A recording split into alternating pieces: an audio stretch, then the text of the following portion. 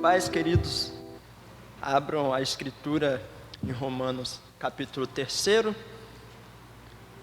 E antes da leitura, estarei fazendo uma oração por iluminação diante deste livro santo do Senhor. Romanos capítulo 3. E vamos orar. Senhor, estamos diante do Teu santo livro. Venha agora falar ao nosso coração, que o Teu Espírito ilumine as nossas mentes e nos convença, Pai, de todo o erro que nos acomete e nos leva para o caminho da santificação cada vez mais. Nos anima, nos exorta, nos dê vigor por meio da Tua palavra, para prosseguirmos no alvo, de permanecermos firmes em Jesus. No nome de quem oramos, amém.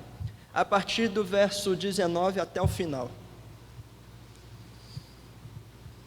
Diz assim a palavra de Deus: Ora, sabemos que tudo o que a lei diz, aos que vivem na lei, o diz para que se cale toda boca, e todo o mundo seja culpável perante Deus. Visto que ninguém será justificado diante dele por obras da lei, em razão de que pela lei vem o pleno conhecimento do pecado. Mas, agora sem lei se manifestou a justiça de Deus, testemunhada pela lei e pelos profetas. Justiça de Deus mediante a fé em Jesus Cristo, para todos e sobre todos os que creem, porque não há distinção. Pois todos pecaram e carecem da glória de Deus, sendo justificados gratuitamente por sua graça, mediante a redenção que há em Cristo Jesus, a quem Deus propôs o seu sangue como propiciação, mediante a fé, para manifestar a sua justiça, por ter Deus, na sua tolerância, deixado impunes os pecados anteriormente cometidos, tendo em vista a manifestação da sua justiça no tempo presente, para Ele mesmo ser o justo e o justificador dos injustos, daquele que tem fé em Jesus. Onde, pois, a jactância foi de todo excluída. Por que lei? Das obras? Não, pelo contrário, pela lei da fé. Concluímos, pois, que o homem é justificado pela fé, independentemente das obras da lei. É porventura Deus somente dos judeus? Não é também dos gentios? Sim, também dos gentios, visto que Deus é um só, o qual justificará por fé o circunciso e mediante a fé o incircunciso. Anulamos, pois, a lei pela fé? Não, de maneira nenhuma. Antes, confirmamos a lei. Irmãos, estamos diante da carta de Paulo aos Romanos. E esta carta, ela é escrita para um propósito de Paulo arrecadar uma oferta para levar para os pobres de Jerusalém e também para manifestar o seu desejo missionário de ir até a Espanha. Essa igreja de Roma, não se sabe exatamente como que ela foi plantada. O apóstolo Paulo mesmo, ele nunca tinha visitado essa igreja, então ele não era o plantador da igreja, mas muito provavelmente ela nasce na experiência do Pentecostes em Jerusalém. Por quê? Porque diz o texto de Atos 2, que estavam ali habitantes de todos os povos debaixo da terra, do mundo conhecido da época, e muito provavelmente romanos estavam lá também. O texto diz, era um mundo conhecido, era um grande império. Estes crentes voltaram para suas sinagogas, só que agora, convictos de que o Messias veio. E Paulo envia esta carta, orientando sobre a natureza do Evangelho. Ele inclusive chega a dizer que esta carta é a explicação do seu Evangelho, o Evangelho que o alcançou, o Evangelho da graça. É a carta que, se nós fizermos uma comparação, é a que mais se parece com os livros de teologia que chamamos de teologia sistemática. É uma organização lógica dos grandes assuntos de toda a Escritura. Ele resume a justificação pela fé, ele resume o que nós chamamos de depravação total, ele explica profundamente. É um apóstolo da graça. Ele quer doutrinar aquela igreja. Também outro objetivo é preservação da doutrina. Estava surgindo dentro dos gentios, dentro lá das sinagogas dos judeus, a ideia de que para o judeu ser cristão, ser salvo, ele deveria circuncidar-se. Já tinha alcançado a igreja de Colossos, alguns problemas na igreja de Éfeso já tinha. Então, muito provavelmente também estava assolando essa igreja e Paulo já queria colocar uma proteção doutrinária naqueles irmãos. O capítulo 1 de Romanos, então, até o verso 17, ele resume o evangelho, ele diz que o justo viverá por fé. Ele diz também que o evangelho se resume numa pessoa, num nome, o nome de Jesus, o enviado de Deus, o prometido do Antigo Testamento, e que entra na história. Do verso 18 até o 32, ele mostra que os gentios, por causa da revelação natural, por causa da revelação geral, a natureza, como diz o Salmo 19, proclama a glória de Deus. Então, todos são indesculpáveis, porque ela testemunha que há Deus, que há a lei. A lei é impressa no coração dos homens.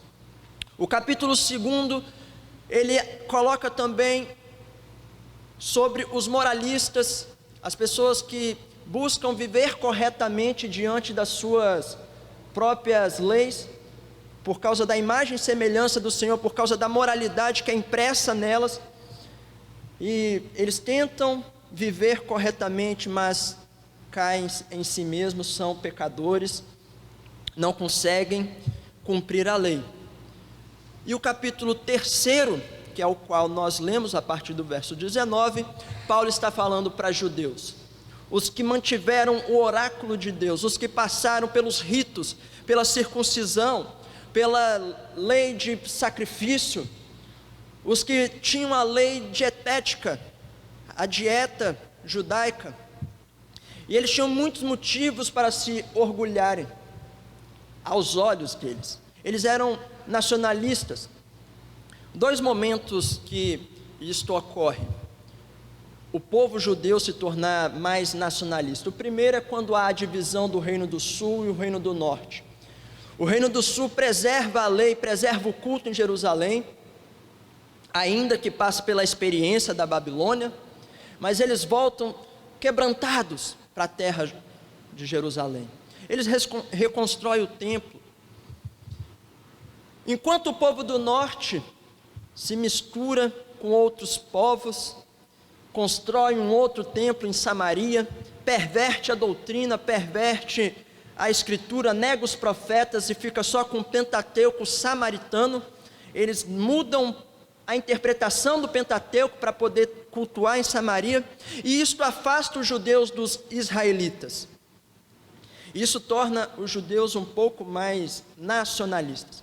E o segundo momento que essa ascensão, esse sentimento de orgulho acende sobre eles, é quando Alexandre o Grande, ele destrói o templo lá, ele domina a Roma domina, Alexandre o Grande domina, espalha a língua grega, e depois os romanos dominam Jerusalém.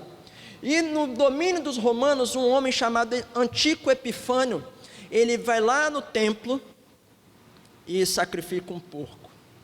E o movimento dos Hassidins, dos estudiosos, que vai surgir o movimento dos fariseus, também em resposta dos saduceus e outros, pelo menos 12 grupos religiosos, sendo um deles os zelotes, que era inclusive o qual Pedro fazia parte. Eles tiram os romanos daquele templo e inauguram então um novo momento, uma nova interpretação da lei. E Paulo, no capítulo 3, ele está dizendo: vocês acham que é vantagem ser judeu? Pode até ser, em muitos aspectos, principalmente porque os judeus foram confiados os oráculos de Deus. Eles preservaram o Antigo Testamento, eles receberam a revelação do Senhor, eles foram um povo escolhido. Desde o Antigo Testamento, quando Gênesis 1 ao 11 diz a criação de todas as coisas, é claro que do capítulo 1 ao 3 nós vemos a pré-redenção, no capítulo 3 a entrada do pecado, mas ainda até o capítulo 11 é um anúncio de que Deus é o Criador e é o Rei de toda a terra. E no capítulo 12, de um povo idólatra, Deus chama um homem para ser fiel e faz promessa para esse homem, que dele faria um povo, uma grande nação abençoada por Deus, da qual viria o descendente da mulher. Este homem é Abraão, e a ele é administrado o pacto. É dele prometido que viria um descendente, é dele que nasce o sinal da circuncisão, o sinal da entrada na aliança. É deste povo que estamos falando. E este povo recebe no monte os 10 mandamentos. E a grande pergunta é: eles foram fiéis em preservar a lei? Eles podiam, sem a graça de Deus, cumprir a lei? Ou outra pergunta: eles podiam cumprir toda a lei? E a resposta de Paulo é: ora, sabemos que tudo o que a lei diz, aos que vivem na lei o diz para que se cale toda a boca e todo o mundo seja culpável perante Deus. Diante disso, nós vemos a primeira coisa nesse texto: os injustos. O único modo de Deus salvar é pela justificação pela fé. E para ter justificação pela fé, nós encontramos os injustos. A lei possui uma primeira função: ela demonstra a deformidade do homem, a depravação do homem, o pecado do homem. Ninguém será justificado diante de Deus por obras da lei. Por quê? Porque esta lei, ela tem a função de funcionar como um espelho. Ela mostra onde está o erro, onde está a sujeira, mas ela não limpa no homem não regenerado. Ela acusa. É como nós irmos ao médico com um tumor e o médico mostrar a radiografia, mostra onde está o problema. E você tem dúvida disso, de que isso ocorre com você também? Vamos recordar os 10 mandamentos: não terá outros deuses, outro Deus, não fará imagem de escultura. Aí você pensa: mas eu não tenho imagem, eu não desenho Jesus, eu não desenho o Espírito Santo. Mas e a imagem no coração? E o ídolo do coração? O ídolo invisível, que eu e o pastor Milton, os presbíteros, não conseguem ver. E o tomar o nome do Senhor teu Deus em vão. E a quebra do 4º mandamento do dia do Senhor. Você já desonrou ou desobedeceu seu pai, ainda que no seu coração? E o não matarás. Você já odiou ou se negou a perdoar o seu irmão? E olhar com cobiça, adultério? E o não roubar? E a fofoca? O caluniar o irmão? E o cobiçar o bens do próximo? Veja como que essa lei aponta para o pecado de todos, em todos os locais. Ela é uma verdade absoluta, é a revelação de Deus. Ninguém pode ser justificado por obras da lei. E aí Tiago diz: um ponto, uma vírgula sequer da lei,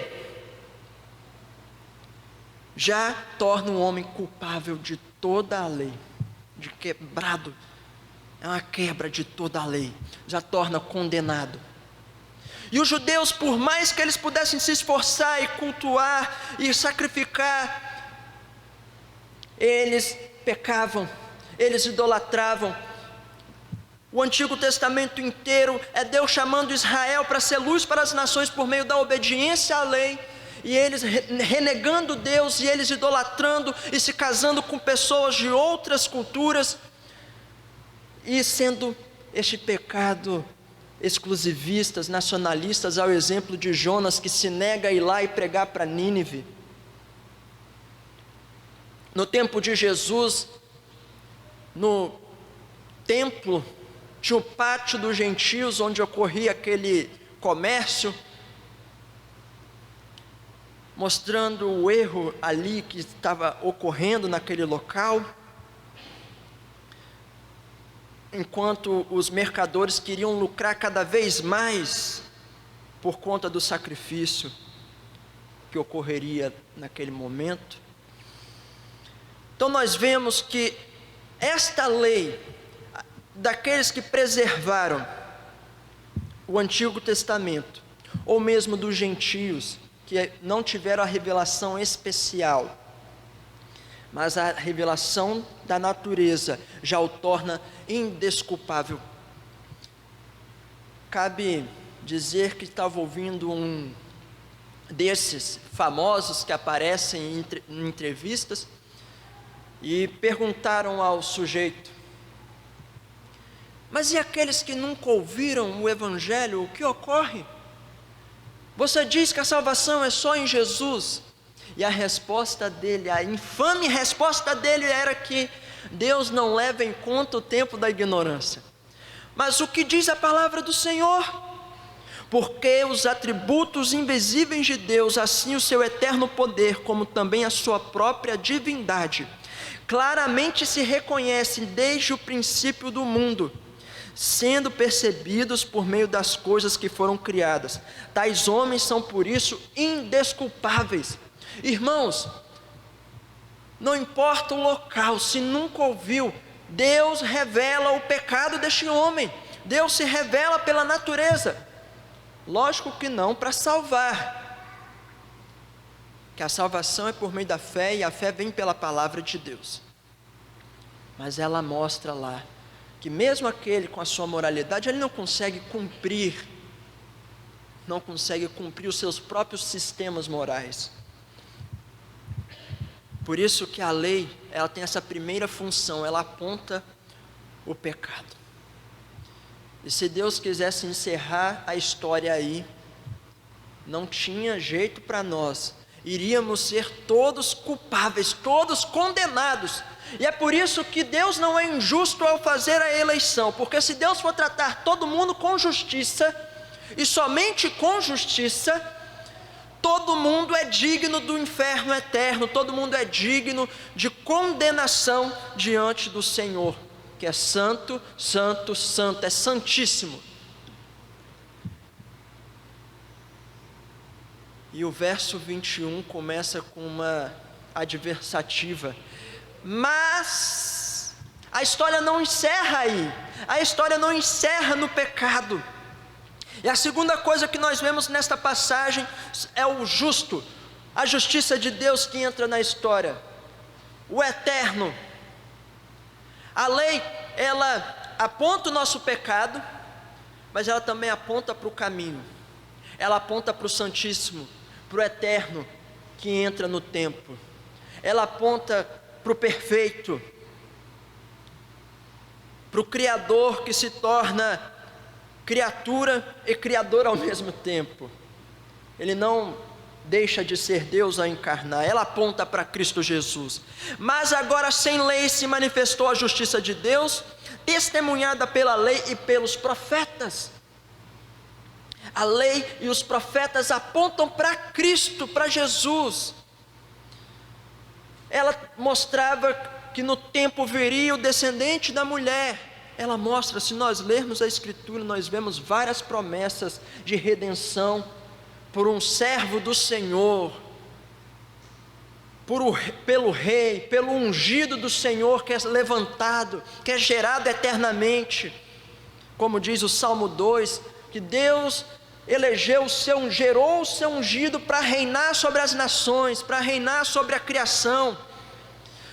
Como nós vemos em Isaías 53, o servo do Senhor que é imolado, que é sacrificado, que é enfermado por nós, testemunhada pela lei e pelos profetas. E aí Jesus, certa vez, caminhando no seu ministério, confrontando os fariseus e também os discípulos, ensinando o caminho da salvação, ele conta a parábola de um rico que vai para o inferno e de Lázaro que vai para o seio de Abraão, uma metáfora para o céu. A alma permanece viva no estágio intermediário, e conta que o rico, no seu sofrimento, em angústias, ele olha e fala: permita-me voltar para os meus e anunciar que há o que vem depois da vida na terra. E a resposta que ele recebe é: ainda que um morto ressuscite, eles não crerão. Vai lá e fala: eles não crerão, porque ele já tem a lei e os profetas, ele já tem a revelação. Em outras palavras, essa escritura é suficiente para nos anunciar Cristo. E fato é que eles viram o morto ressuscitar, eles mataram Jesus. Jesus ressuscitou, apareceu para 500 testemunhas, o evangelho foi anunciado, e eles não creram. Muitos continuaram em perseguição contra os cristãos.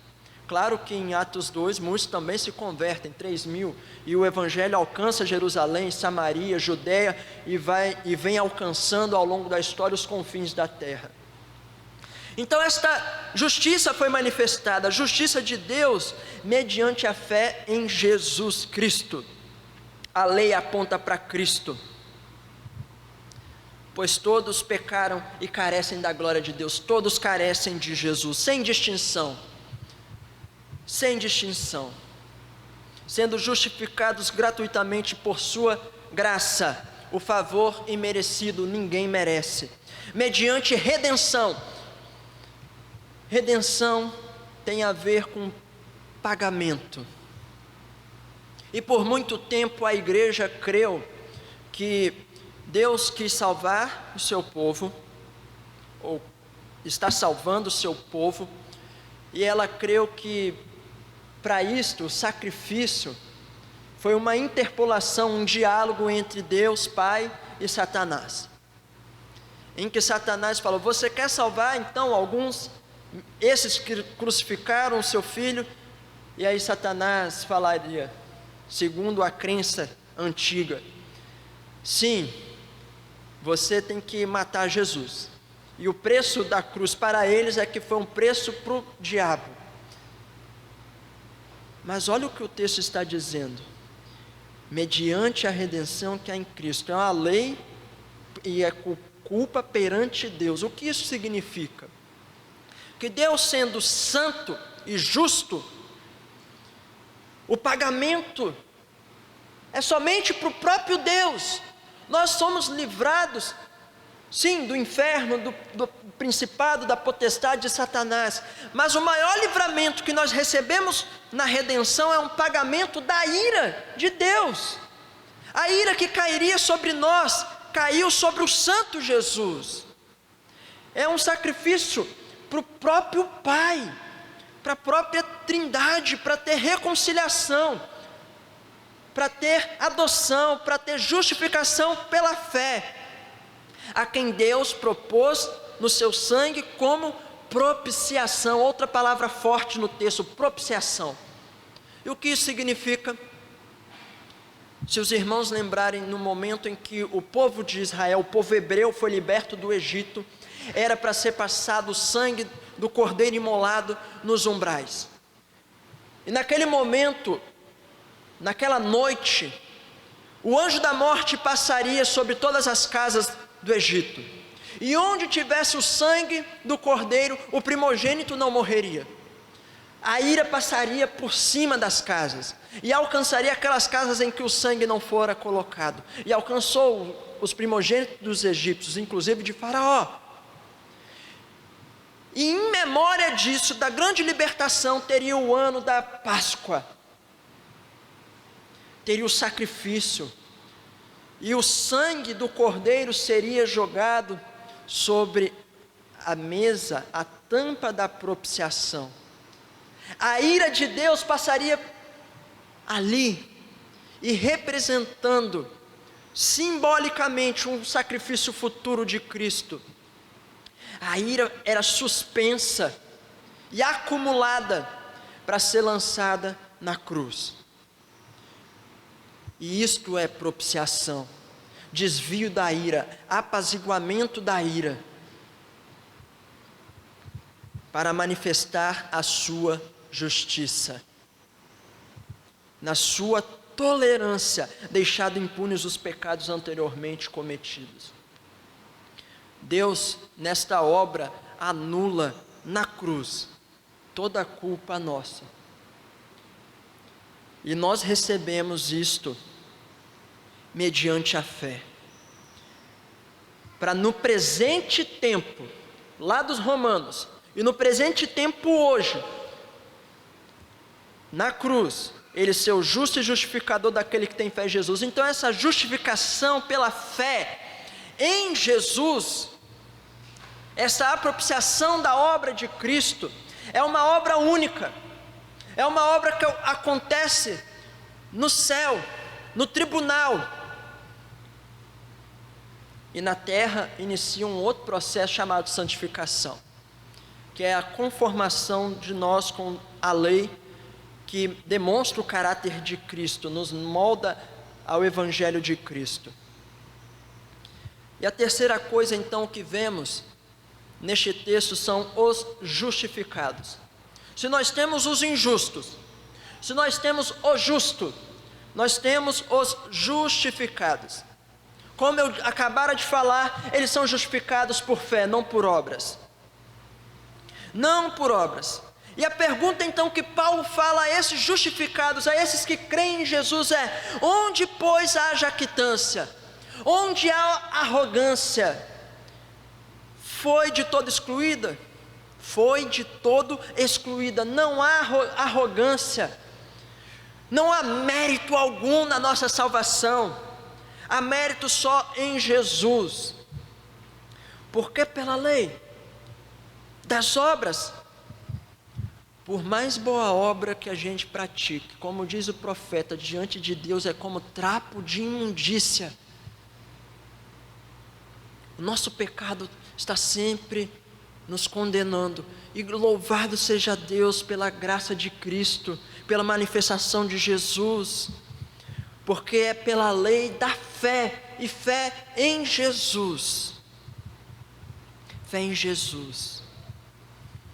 Então, a característica deste justificado é que ele agora é salvo, agora ele é perdoado, ele recebe o Espírito Santo de adoção, ele é incluído na família de Deus, ele recebe uma nova natureza, um novo mandamento, uma nova conduta de vida, marcada primeiramente pela humildade. Ele sabe que ele, embora pecador, como todos os outros, Deus foi gracioso em revelar-se a ele de um modo especial,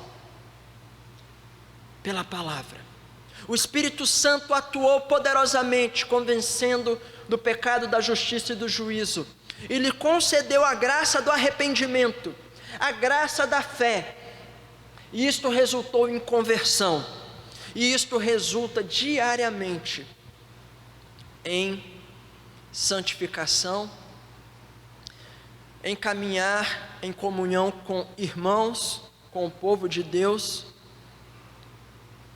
e no futuro resultará na nossa glorificação. E a pergunta que Paulo fala a estes romanos, que antes judeus, agora convertidos a Cristo, é porventura Deus somente dos judeus? Veja, a ideia dos judeus era que Deus fez o pacto com eles, com Abraão, e eles esqueceram-se que o chamado de Abraão era o chamado para ser bênção e abençoador, e por meio dele abençoar a família de toda a terra. E Paulo está dizendo: Deus é Deus de judeus e é Deus de gentios. Desde o Antigo Testamento, Deus está falando: sede luz para as nações. Lógico que a administração do pacto, como diz a nossa confissão de fé e os catecismos, no tempo da lei, era uma administração ali restrita, em que o culto era somente em Jerusalém, em que as pessoas das outras etnias deveriam caminhar até lá. Mas enquanto o povo foi fiel, pessoas viram a glória do Deus de Israel. Há exemplo disso quando Salomão, ele recebe sabedoria divina e ele se manteve fiel por um período. Rainhas foram lá, como a rainha de Sabá. A glória de Deus foi conhecida. Foi conhecida. Tanto é que em Atos dos Apóstolos narra a conversão de um que estava lendo Isaías. E a pergunta lá é: entendes o que lês? E o texto vai dizer, ele estava lendo Isaías, mas ele não era judeu, ele estava caminhando ali naquele deserto. Por quê? Porque a lei foi espalhada. Antes de Jesus vir, as sinagogas foram inauguradas.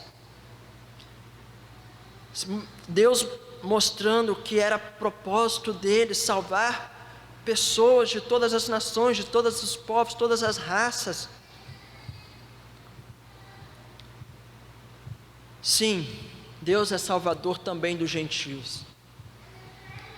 E isto mostra para nós como igreja, que Atos tem essa mensagem. Atos 1:8 diz: vocês receberão poder ao receber o Espírito Santo e serão testemunhas em Jerusalém, em Samaria, na Judéia e até os confins da terra.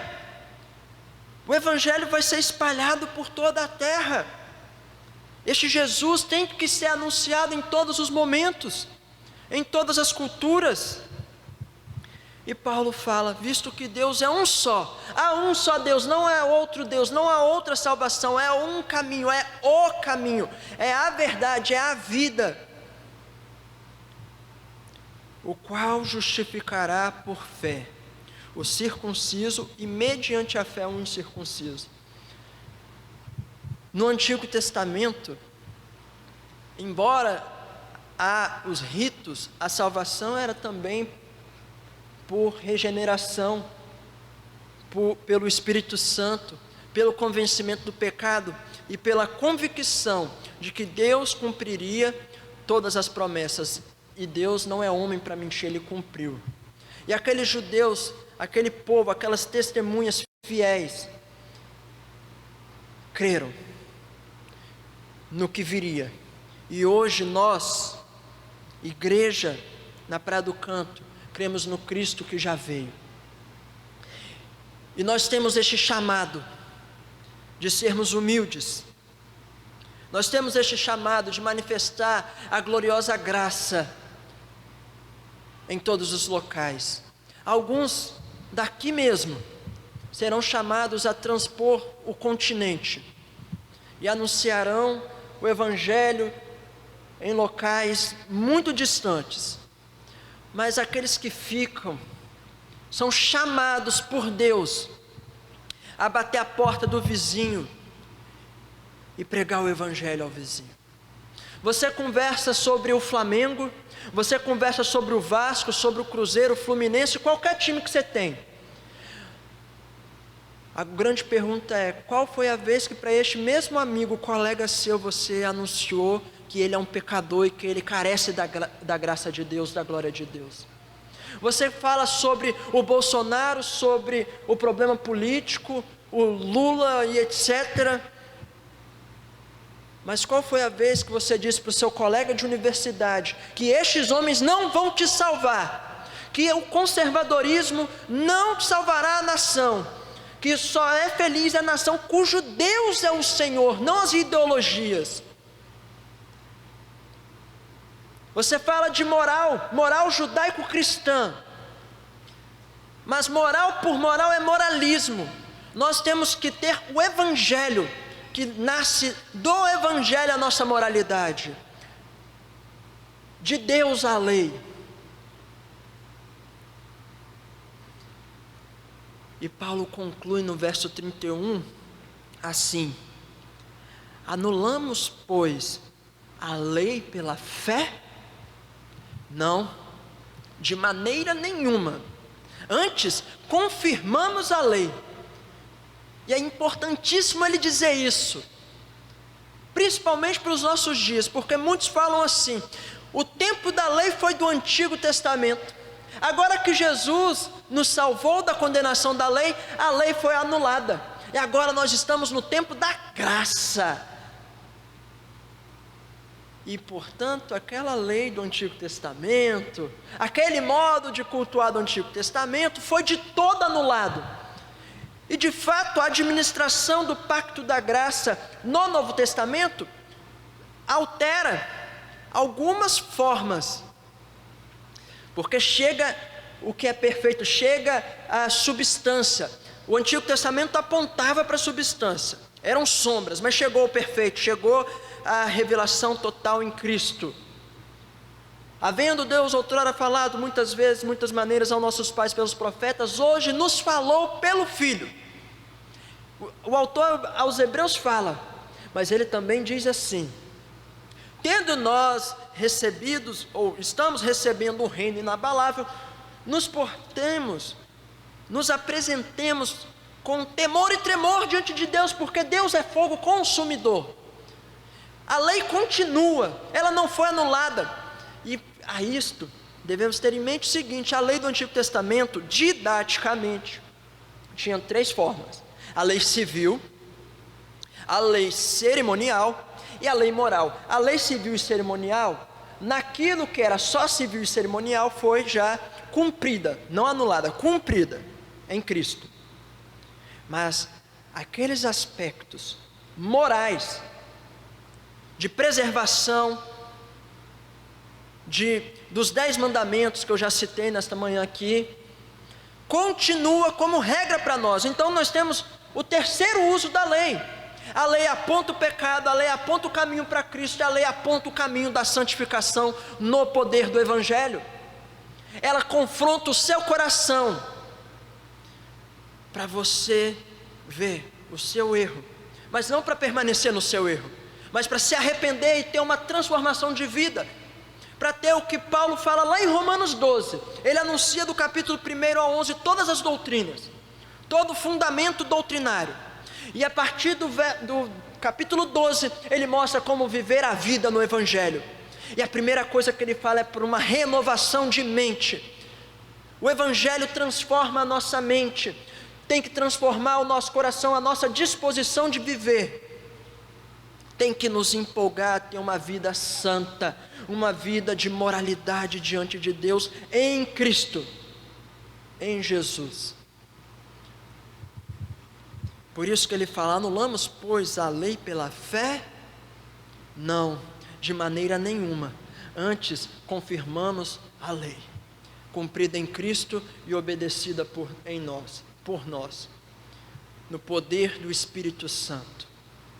É uma mudança de mente, é colocar na mente, é ser aconselhado biblicamente, é ser confrontado, é uma autoconfrontação em Cristo. E que nós tenhamos coragem para vivermos este Evangelho diante do Senhor. Só uma coisa: onde, pois, a jactância? Onde há a soberba? Os judeus, eles tinham muitos motivos para se orgulharem, porque eles eram os preservadores do Antigo Testamento. E nós, como bons reformados, podemos cair em um erro, no orgulho da boa doutrina, de achar que nós conhecemos a sã doutrina, porque nós somos capazes mentalmente de conhecê-la. Ledo engano. Nós só conhecemos o que conhecemos porque houve a obra da iluminação. Você jamais conheceria o que você conhece hoje se não fosse obra do Espírito Santo. Então, muito cuidado para o nosso coração não se ensoberbecer com a sã doutrina que nós temos. Que Deus nos ajude nesta caminhada e que nós tenhamos coragem para anunciar este evangelho da graça, que os homens pela lei não são salvos, mas em Cristo, justiça de Deus manifestada no tempo, pela fé, eles recebem este evangelho, esta graça.